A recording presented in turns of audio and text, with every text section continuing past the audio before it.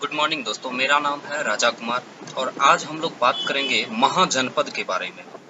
महाजनपद उस समय की बात हुआ करती थी जब वैदिक काल खत्म हो चुका था, समाप्त हो चुका था और बौद्ध काल और जैन धर्म जैसे धर्म का उदय होने लगा था। उसके बाद राज्य रजवाड़े बनने लगे, जिसे महाजनपद के नाम से हम लोग जाना करते थे। इसमें कुल 16 जनपद हुए थे। इन सब के बारे में हम लोग एक एक करके डिटेल में बात करेंगे। भौगोलिक स्थिति से लेकर सत्ता संघर्ष तक की बात करेंगे। जो 16 जनपद है उन सब के बारे में कम से कम 3-4 लाइन तो जरूर हम लोग बातें करेंगे। और मैं अपने बारे में बता दूं, मैंने हिस्ट्री ऑनर्स किया है बीएनएमयू मधेपुरा से। ठीक है, तो अब हम लोग एक एक करके सारे जनपद के ऊपर बात करते हैं।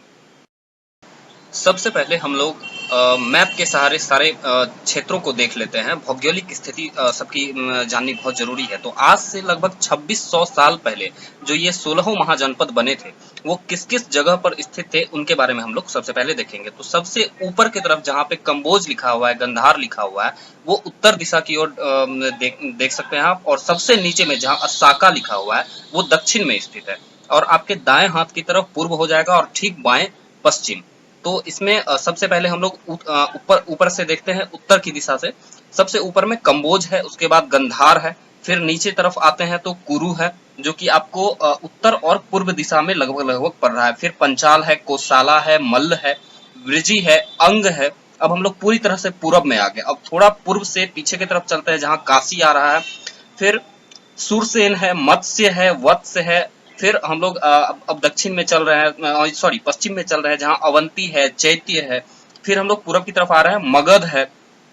और सबसे नीचे अस्साका, ये दक्षिण के क्षेत्र का एकमात्र जनपद था। तो इस तरह से हम लोग भौगोलिक क्षेत्र के बारे में देख लिए। अब हम लोग एक एक करके सबके बारे में डिटेल से देखते हैं। महाजनपद। महाजनपद शब्द संस्कृत के दो शब्दों महा और जनपद से मिलकर बना है, जिसमें महा का अर्थ होता है बहुत बड़ा और जनपद का अर्थ है जनजाति के पद चिन्ह। आज से 2600 साल पहले और ईसा मसीह के जन्म से 600 साल पहले में, 600 बीसी का मतलब यही होता है, में यह जनपद वर्तमान समय के उत्तरी अफगानिस्तान से बिहार तक और हिंदू कुश से गोदावरी नदी तक फैला हुआ था। इसका उदय कैसे हुआ, अब इसके बारे में देखते हैं। बौद्ध ग्रंथों की माने तो अर्ध बंजारा जनजाति खुद को कृषि आधारित समाज में ढालने की कोशिश कर रही थी। साथ ही व्यवस्थित राजनैतिक तंत्र और विस्तृत व्यापारिक तंत्र के कारण विभिन्न राज्यों का उदय हुआ और इन्हें व्यक्तिगत रूप से जनपद व सामूहिक रूप से महाजनपद का नाम दे दिया गया। पाणिनि के अनुसार जनपदों की कुल संख्या 22 है, जबकि बौद्ध ग्रंथों अंगुत्तर निकाय महावस्तु के अनुसार 16 है। ज्यादातर विद्वानों का यही मत है कि जनपद की संख्या 16 थी। इन सभी में मगध, कौशल और वत्स महत्वपूर्ण जनपद माने जाते थे। अब हम लोग महाजनपद और उनकी राजधानियों के बारे में देख लेते हैं। काशी की राजधानी वाराणसी थी। कुरु इंद्रप्रस्थ, अंग का चंपा, मगध का राजगृह या गिरिव्रज, वज्जी विदेह या मिथिला, मल्ल कुशावती या कुशीनगर, चेदी शक्तिमती या सोत्तीवती भी उसे कहते हैं, गांधार का तक्षशिला, सुरसेन मथुरा, अस्सक पोतन या पाटली, अवंती उज्जैनी या महिष्मती, वत्स कौशाम्बी, कौशल अयोध्या, साकेत या श्रावस्ती, पांचाल कापिल्य और अहिच्छत्र, मत्स्य विराटनगर, कम्बोज राजपुर या हाटर। सामाजिक व्यवस्था के बारे में बात करते हैं। विधवा विवाह स्वीकार्य था और विधवा को अपने पति की संपत्ति में पूरा अधिकार प्राप्त था। अनुलोम विवाह प्रथा, इस प्रथा में स्त्री निम्न कुल से और पुरुष उच्च कुल से हो को बुरा नहीं माना जाता था। प्रेम विवाह और गंधर्व विवाह को सामाजिक मान्यता प्राप्त थी। पुरुष द्वारा एक से अधिक विवाह को मान्यता प्राप्त था। काम के आधार पर जाति प्रथा की शुरुआत हो चुकी थी। तो आज से 2600 साल पहले इस तरह की प्रथा की शुरुआत हो चुकी थी कि काम के आधार पे कम और जाति के प्रथा पे ज्यादा ध्यान दिया जाता था।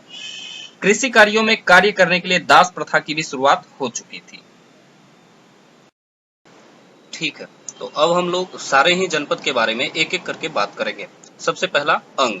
अंग की राजधानी चंपा थी, जिसे मालिनी नाम से भी जाना जाता था। ये अभी भागलपुर और मुंगेर के क्षेत्र में आते हैं। यहाँ के प्रमुख शहर थे चंपा, भद्रिका और अश्वपुर। बिंबिसार के समय ब्रह्मदत्त यहाँ का शासक था, जिसको बिंबिसार ने युद्ध में पराजित कर अंग को मगध जनपद में मिला लिया था। दूसरा है अवंती। अवंती की राजधानी उज्जैन और महिष्मती रही थी। यह मध्य प्रदेश में है। चंडप्रदोत्त यहाँ का शासक था। ये महावीर स्वामी और गौतम बुद्ध के समकालीन थे।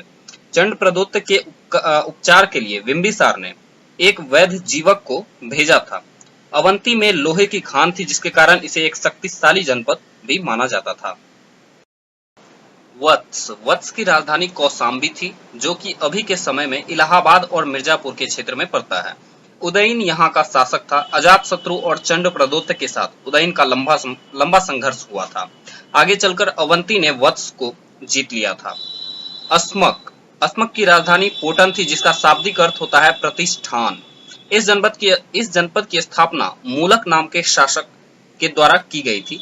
ये इक्ष्वाकु वंश के राजा थे। अस्मक दक्षिण भारत में स्थित एकमात्र जनपद था। आगे चलकर अवंती ने अस्मक को भी जीत लिया था। काशी का शासक अजातशत्रु था, जिसके शासन काल में काशी मगध का हिस्सा बनी थी। काशी सूती वस्त्र और घोड़े के व्यापार के लिए विश्व प्रसिद्ध था। कौशल की राजधानी श्रावस्ती थी। यहाँ का राजा प्रसेनजित था। महाकाव्य काल में यहाँ की राजधानी अयोध्या थी।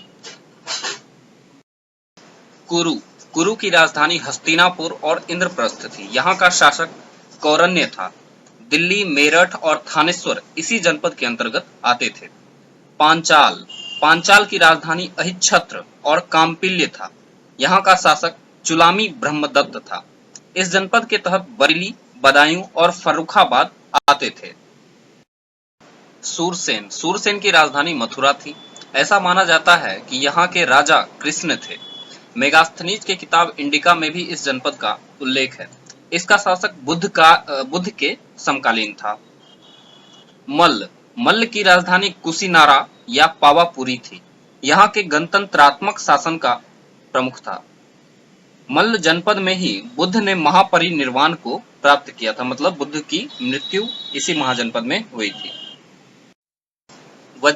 वज्जी की राजधानी मिथिला या वैशाली थी। वज्जी 8 संघों लिच्छवी, विदेह, वज्जी, कुंडग्राम, ज्ञात्रिक, इक्ष्वाकु, भोज और कौरव से मिलकर बना हुआ था। चेटक यहाँ का प्रमुख शासक था। वज्जी संघ के संस्थापक इक्ष्वाकु वंश के विशाल को माना जाता है। कंबोज की राजधानी हाटक थी। हाटक वर्तमान में पाकिस्तान के रावलपिंडी, पेशावर और काबुल में पड़ता है। हाटक के 2 प्रमुख शासक चंद्रवर्मन और सुदक्षिण के बारे में महाभारत में भी पढ़ने को मिलता है। चेदी की राजधानी सुक्तिमती थी। यहाँ का शासक शिशुपाल था। ये महाभारत कालीन थे और भगवान कृष्ण ने अपने सुदर्शन चक्र से उनका वध किया था। वर्तमान का मध्य प्रदेश और बुंदेलखंड का क्षेत्र चेदी के अंतर्गत आता था। गांधार की राजधानी तक्षशिला थी। यहाँ का शासक पुष्कर सरीन था। अभी का पेशावर और रावलपिंडी का क्षेत्र गांधार के भाग थे। यहाँ के ऊनी वस्त्र बहुत ही प्रसिद्ध थे। मत्स्य की राजधानी विराटनगर थी। अभी के राजस्थान के अलवर जिला, जयपुर और भरतपुर के क्षेत्र आते थे। मत्स्य के अंतर्गत आने वाले कुरुक्षेत्र, पांचाल और सूरसेन में ब्राह्मण मुनियों का अधिवास था। मगध की राजधानी गिरिव्रज थी, जो राजगीर या राजगृह के नाम से भी प्रसिद्ध है। अभी पटना और गया तक यह फैला हुआ था।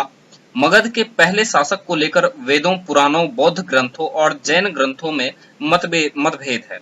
वेद पुराणों के अनुसार बृहदत्त को पहला शासक कहा गया, तो बौद्ध ग्रंथ के अनुसार हर्यक वंश को प्रथम शासक माना जाता है।